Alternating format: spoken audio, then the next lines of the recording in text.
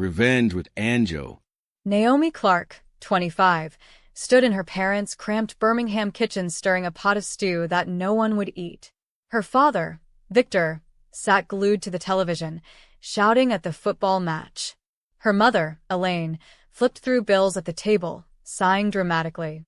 Her brother Tyler, the golden child, lounged nearby, scrolling on his phone. "I got promoted today," Naomi said softly, forcing a smile. "Assistant project manager. They're sending me to Brighton next month." Silence. Victor reached for the remote. Elaine murmured, "That's nice, dear," without looking up. Tyler yawned. She tried again. "It's a big deal, Mum." Victor grunted. "Pass the salt." When she turned, her mother added, "Tyler's streaming soon, love. Could you keep it down?" Naomi's chest tightened. Her news, her joy, was swallowed by their indifference. That evening, her Aunt Marjorie pulled her aside by the hallway window. "They'll never see you, Naomi. Stop waiting for their applause. Build your own life." Those words hit like thunder. By midnight, Naomi packed one suitcase, left her key on the counter, and slipped out before sunrise. By morning, her number was gone from every family group chat. It was as if she never existed. The train to Brighton rattled down the coast as Naomi clutched her duffel bag, heart hammering. She had £200 to her name and nowhere to stay.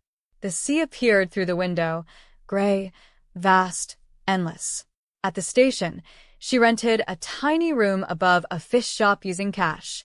The air smelled of salt and fried batter. That night, she fell asleep to the sound of gulls. The next morning, she spotted a flyer pinned to a lamppost near the marina. Deckhand wanted £9.50 per hour. No experience needed. She tore it off and walked straight to the dock. The boss, a grizzled Scotsman named Pete, handed her a mop. "You start now." She scrubbed decks, carried ice boxes, and hauled ropes until her hands blistered. Pete tossed her a faded company shirt that read, "Tylines Marine."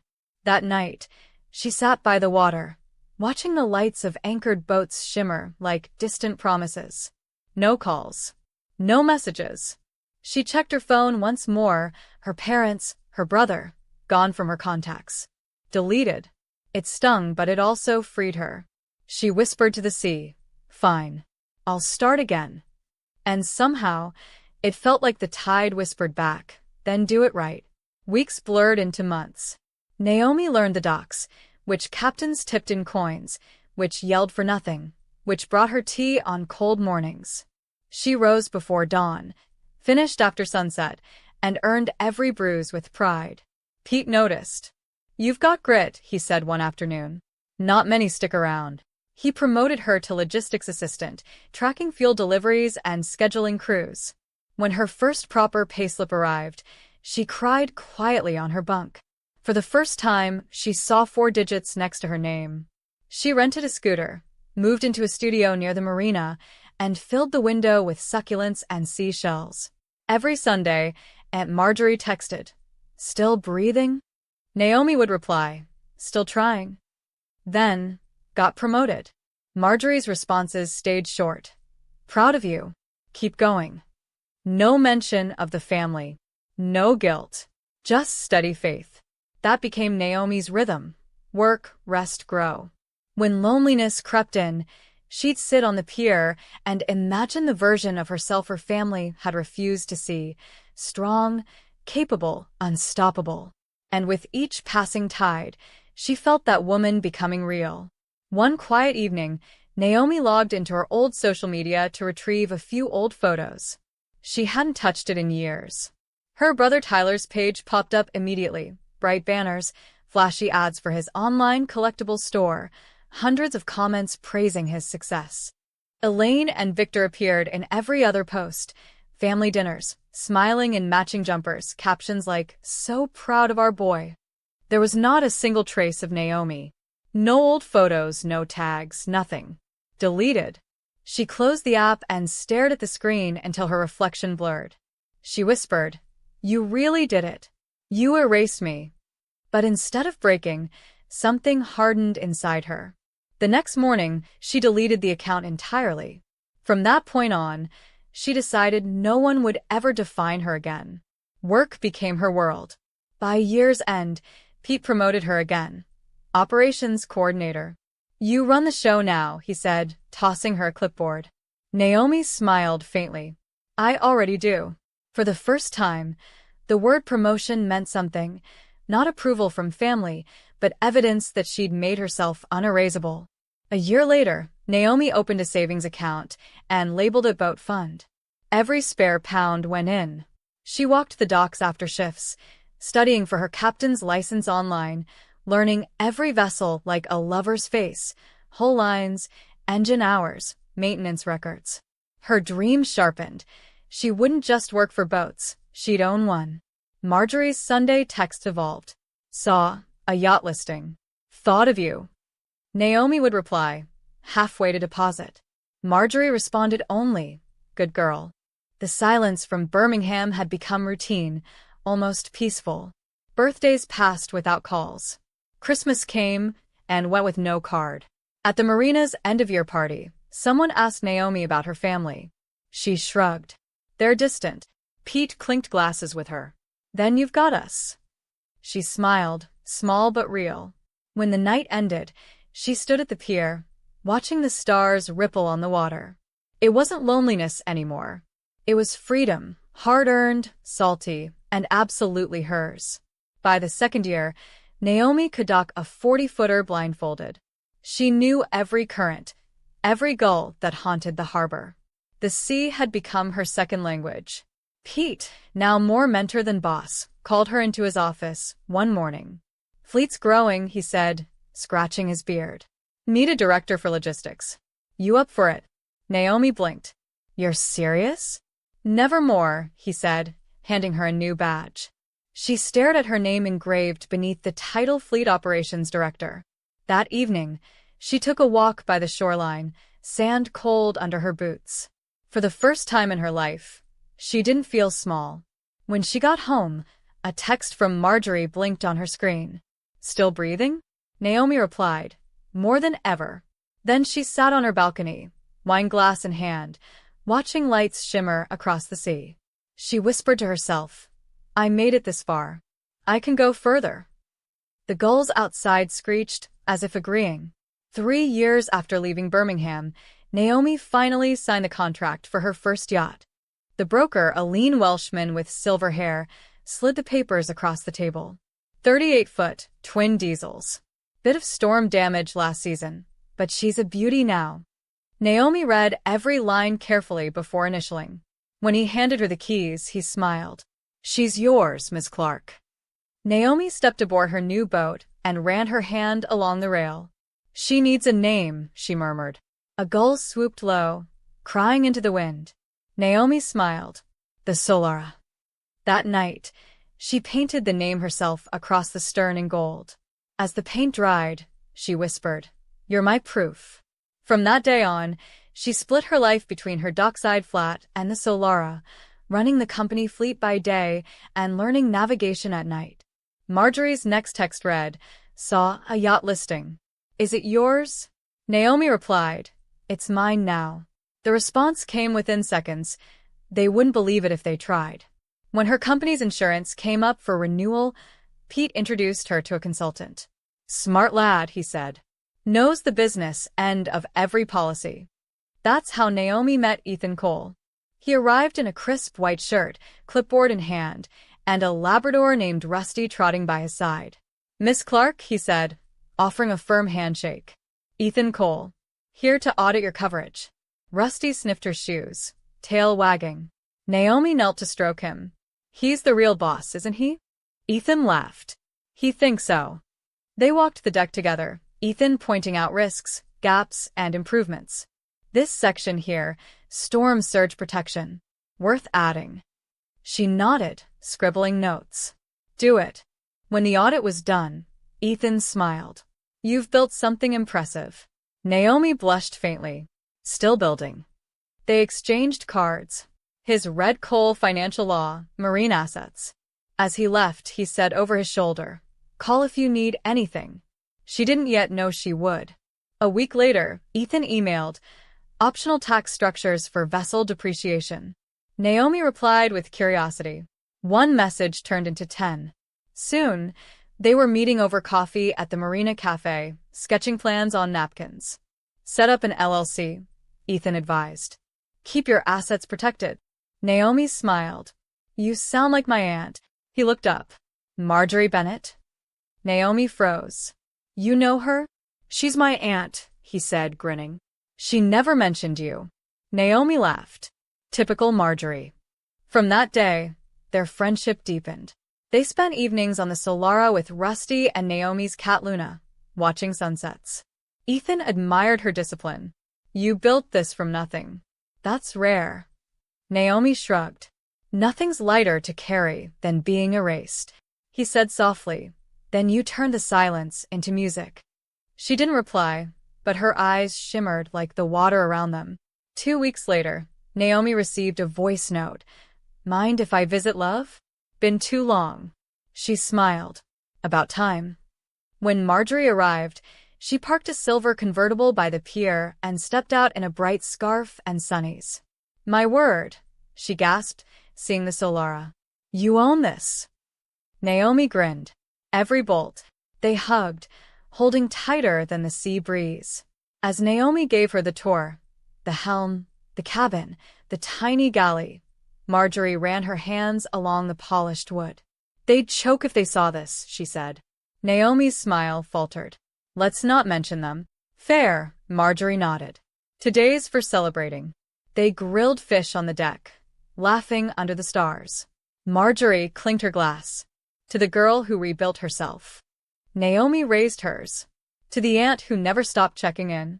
The sea carried their laughter away, the kind that healed instead of hurt. The next morning, Marjorie stood at the bow, camera raised. Stand there, Naomi. Look proud. Naomi laughed. What's this for?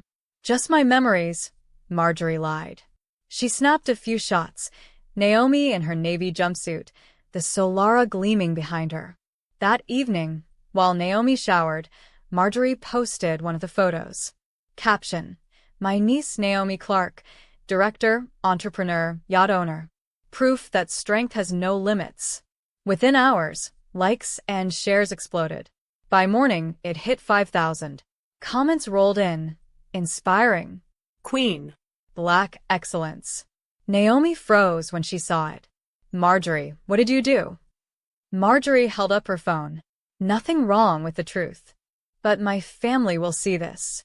Marjorie's smile faded. Good. Naomi's pulse quickened. They don't deserve to. Marjorie's voice softened. Let them choke on what they lost. But Naomi couldn't shake the unease growing in her chest. By Monday, the post had crossed Birmingham. Marjorie sent screenshots. Elaine commented, beautiful boat. Victor liked it. Tyler messaged privately. Naomi read the messages in disbelief. Tyler, is that real? You own that yacht. Elaine, Naomi darling, so happy you're alive. Let's reconnect. Victor, we should talk. Call us. Naomi's hand trembled. After 6 years of silence, now they wanted to talk. She forwarded everything to Marjorie. Marjorie replied instantly. Don't answer. They're sniffing for opportunity, not reconciliation. Naomi muted every chat and turned off notifications. But by Thursday, Victor's name appeared again, a number she hadn't seen in years. Naomi, your mother's worried. We'd like to visit. Just to talk. She stared at the screen, her breath shallow. Ethan noticed the change in her face during lunch. Family? Naomi nodded slowly. Ghosts. He said softly. Then you decide if they stay dead. That night, Naomi's inbox pinged with an email from Victor. Subject: See you soon. Attached was a flight itinerary. 3 tickets from Birmingham to Brighton Marina. Arriving Wednesday, 2 p.m. Naomi's heart thudded. She forwarded it to Ethan. His reply came in minutes. Document everything. Don't engage. Marjorie called later. They're coming, aren't they? Naomi whispered. Tomorrow. Then hold your ground, Marjorie warned. You owe them nothing. Naomi couldn't sleep. She walked to the Solara at midnight, tightening ropes, checking locks. Luna meowed from the deck, sensing her unease. Not this time, Naomi murmured. They don't get to rewrite history. When dawn broke, she made coffee and stared out at the water. The sea looked calm, but beneath it, she could feel a storm forming. At exactly 2 p.m., a taxi pulled up near the Solara. Victor stepped out first, wearing his old tweed jacket. Elaine followed, sunglasses perched high, lips painted red. Tyler came last, dragging a suitcase and grinning too wide. Naomi stood at the gangway, arms folded. Victor waved like nothing had happened. There she is. Our Naomi. She didn't smile. What are you doing here? Elaine clasped her hands. We came to see you, love. It's been too long. Naomi blocked the path. This is private property. Victor chuckled. Family's never private. She crossed her arms. State your business. They exchanged glances before Victor sighed. Tyler's in trouble. His business took a hit. 50,000 short. We thought you could help. Naomi stared. Help? You erased me. Elaine's voice trembled. We were hurt when you left. Naomi snapped. You deleted my number. Victor stepped forward. We're still your parents. Family helps family. Naomi pointed to the gate. Not this family. Tyler stepped forward, voice desperate. Naomi, please. I'm drowning. Just a loan. I'll pay you back. Naomi's jaw tightened. You didn't even congratulate me when I made it. Elaine's tears fell instantly. Don't do this. He's your brother. Victor's voice turned sharp. You've done well. A bit of generosity won't kill you. Naomi laughed bitterly. It might kill my peace. Tyler raised his voice. You owe us. You left. I left because you never saw me, she said, her voice shaking. You only saw what I could give. Elaine whispered, we're family. Naomi stepped closer, eyes burning. Then act like it. She gestured toward the dock. Off. Now. Victor's tone hardened. Ungrateful girl. Elaine's lip quivered. Your hearts turned cold. Naomi looked past them, towards the sea. No. It's just finally calm. Tyler scoffed, pulling out his phone. Fine. I'll start a GoFundMe and tag you. Let everyone see the rich sister who won't help her family. Naomi's hand shot forward.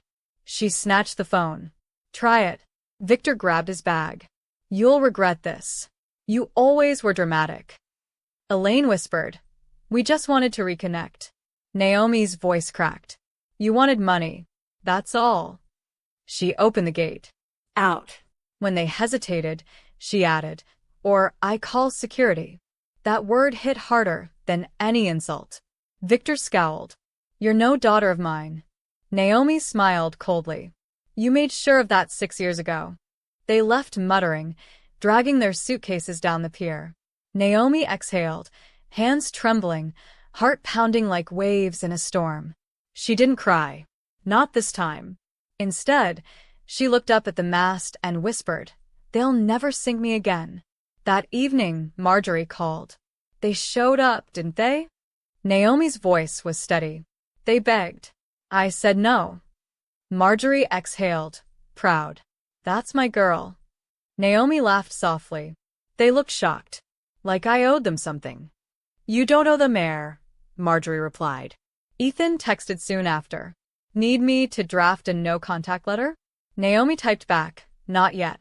Just breathe with me. She sat on the deck, wind curling her hair, watching the sky turn gold. For the first time, she felt not angry, just empty. Then she realized that emptiness was freedom. Luna climbed onto her lap, purring. Naomi stroked her fur and whispered, We did it. And somewhere inside, the part of her that had once begged to be seen finally went quiet. For days, Naomi avoided her phone. She thought the storm had passed, but storms always return with echoes. By Friday, Marjorie forwarded screenshots of the Clarke family group chat. Elaine, maybe Naomi just needs to cool off. Victor, she'll come around. She owes us that much. Tyler, she's selfish. Always was. Naomi stared at the screen until her eyes blurred. When Ethan visited that evening, he found her on the deck, wine untouched. "They're talking again?" he asked quietly. She nodded. "Like I'm property they lost." He leaned beside her. "You can't control them. Only your peace." She smiled faintly. "Peace is all I've got left." The waves rolled softly beneath them, as if in agreement. By the following week, Naomi's inbox was flooded again. Elaine sent an email titled, "A Mother's Heart." Inside was a photo of Naomi, at 5 years old, missing a front tooth. The caption read, "We miss our little girl." Naomi closed it immediately. Tyler sent an invoice. Family loan request, £50,000. She laughed bitterly. Marjorie called that night. "They're slipping into panic mode." "Let them," Naomi said. "I've lived that panic long enough." But despite her calm, something inside her trembled. Forgiveness had always been her weakness. Still, she refused to break the silence. She'd spent years learning to breathe underwater. She wasn't coming up for air just because they were drowning. A month later, Ethan dropped by with coffee. "You've been quiet." Naomi shrugged. "Quiet's good." He hesitated. "Tyler's company declared bankruptcy." She froze. "How do you know?" "It's public record," he said softly. "Suppliers took him to court. Your parents remortgaged their house." Naomi exhaled. So the empire crumbled. Ethan watched her. "You don't sound happy." "I'm not," she admitted. "I just don't feel anything." That night, she walked to the end of the dock, moonlight spilling over the waves. She whispered, "I didn't want revenge. I just wanted peace." The water answered only in ripples, calm, endless, forgiving in a way people never were. 2 weeks later, an envelope arrived with no return address. Inside, a folded letter in Victor's handwriting. "Naomi, we were wrong. Family makes mistakes. Come home." She almost laughed. Home? Home was the smell of salt, not burned stew. Home was Luna's soft purr and the creak of Solara's floorboards. She tore the letter in half and threw it into the bin. Marjorie texted minutes later, as if sensing it. "You did the right thing." Naomi smiled faintly. "I didn't reply." "That's the reply," came the answer. Months passed quietly. Naomi expanded her fleet, hiring younger women from the coast. She trained them herself, teaching them every detail, from engine checks to negotiation tactics. When one of them asked, "Who taught you all this?" Naomi smiled. "Life." Ethan became her business partner officially. Together, they grew Solara Charters into a thriving company. Every Friday, they met at the same cafe overlooking the marina. Rusty and Luna sat under the table, an unlikely pair. Sometimes Ethan would ask gently, "Ever think about talking to them again?" Naomi would shake her head. "Talking isn't healing." He didn't press. By year's end, Solara Charters had 10 vessels. Her name appeared in a local business magazine under "Women Transforming the Coast." Marjorie bought every copy. One gray afternoon, Naomi returned from a meeting to find 3 figures standing near her dock. Her heart dropped. Victor. Elaine. Tyler. Again. Victor lifted a hand. "We're not here for money." Elaine nodded quickly. "We just wanted to see you." Naomi didn't move. "You saw me once. That was enough." Tyler looked thinner, eyes sunken. "I lost everything." "I know," she said quietly. "Can we come aboard?" No. Victor's face darkened. "We're family." Naomi met his gaze coldly. "You taught me family was conditional." He sighed. "You've changed." She tilted her head. "I had to." They left after a few minutes, silence heavier than any argument. After they left, Naomi sat in her cabin for a long while. Ethan found her there, staring out the window. "They came again," she said. He nodded slowly. "I figured." They booked a room at the Marina Hotel. She exhaled. "They still think showing up will fix what they broke." He touched her hand gently. "It's not your job to educate ghosts." Naomi smiled faintly. "That's what Marjorie would say." Ethan chuckled. "Wise woman." "She is," Naomi agreed. "She's the only family I'll ever claim." 2 days later, a headline surfaced online. Local businesswoman Naomi Clarke reunites with estranged family. Naomi's blood ran cold. The article featured photos of her parents near her dock, cropped to look like a warm visit. Tyler had sold the story. Marjorie called instantly. "Do I need to handle this?" Naomi sighed. No. Let them have their fiction. Ethan frowned. You sure? She nodded. They needed to save face. Let them. I'll keep my reality. She closed the tab and went back to work, steady hands typing new fleet schedules while the world scrolled through lies. BY Spring, Naomi hosted her first company retreat. All her employees gathered on the pier, music playing, laughter echoing. Marjorie attended, sitting in a deck chair with Rusty on her lap. You've built a small army, she teased. Naomi grinned. A family. Marjorie's eyes softened. The kind that chooses you back. As the sun dipped low, Naomi raised her glass. To everyone who stayed when no one else did. The team cheered. Later that night, as fireworks cracked over the sea, she whispered to herself, "This is what belonging feels like." Weeks later, Elaine sent one last message. "Your father's unwell. He'd like to see you before it's too late." Naomi stared at it for an hour, unreadable. Then she called Marjorie. "What do I do?" Marjorie's voice was calm. "Ask yourself, would you regret not going, or regret reopening the wound?" Naomi closed her eyes. "I think seeing him would break what I've built. Then you have your answer." She deleted the message. Some doors aren't meant to be reopened, no matter who's behind them. That summer, Naomi took the Solara far out beyond the coast, farther than she'd ever sailed alone. The sea was glassy, the wind soft. She dropped anchor and stood at the bow, eyes closed. "This is my life," she whispered. "No ghosts. No guilt." She could almost feel the weight of every year lift off her shoulders, every insult, every dismissal, every lonely night. She didn't need their apology. Her success was proof enough. She smiled, small but steady, as the gulls circled above. One evening, as she reviewed fleet paperwork, Ethan appeared holding 2 mugs of tea. "Big day," he said. "You just signed your 5th-year lease." Naomi nodded. "Feels unreal." He hesitated, then placed a small box on the table. "Before you panic," he said quickly, "it's not what you think." Inside was a key. "For your next ship," he said. "A gift. Call her Marjorie's star." Naomi laughed through tears. "You're impossible." Ethan smiled softly. "Just loyal." That night, they stayed on deck long after midnight, the sea whispering blessings neither of them dared name yet. Marjorie wept when she saw the name on the new vessel. "You didn't have to," she whispered. Naomi hugged her.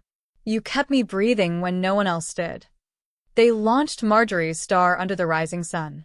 Reporters gathered again. This time, Naomi faced them willingly. "What drives you?" one asked. Naomi smiled. "Being told I couldn't." The quote went viral the next day. That evening, Naomi reread an old journal she'd kept her first year in Brighton. "One day, I'll own something that no one can take." She traced the words, smiling. Outside, the Solara and Marjorie's star bobbed side by side, sunlight dancing across their decks. For the first time, Naomi felt not just proud but whole. Months later, Marjorie passed peacefully in her sleep. The funeral was small, held by the sea she loved. Naomi spoke simply. "She taught me that blood means nothing if the heart's not in it." Afterward, she scattered Marjorie's ashes into the tide. "You're free now," she whispered. Ethan stood beside her silently, hand brushing hers. She didn't cry. Marjorie would have hated tears. Instead, Naomi smiled toward the horizon. "You're everywhere now." A year later, Naomi received a letter from Birmingham City Council, notice of property auction. Her parents' old home had been repossessed. For a moment, she stared at the address she'd once fled. Then she closed the envelope and placed it in a drawer. That chapter was gone. Ethan found her watching the sunset that evening.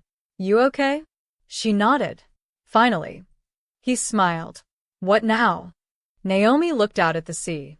Now I live. Sometimes, she told her team stories about the early days, the blisters, the rejection, the silence. Not as tragedy, but as proof. When people show you what you mean to them, she'd say, believe them, then build something so strong they can't erase you. Her employees listened like disciples.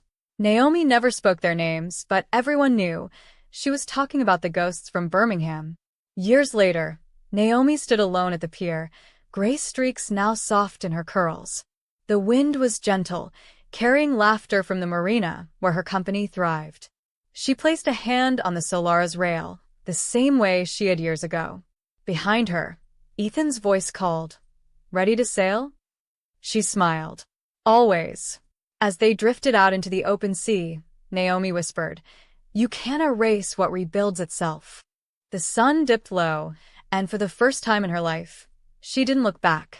If you value stories of respect, dignity, and justice, please subscribe. It means more than you know, and it lets me keep sharing the lessons life has carved into me.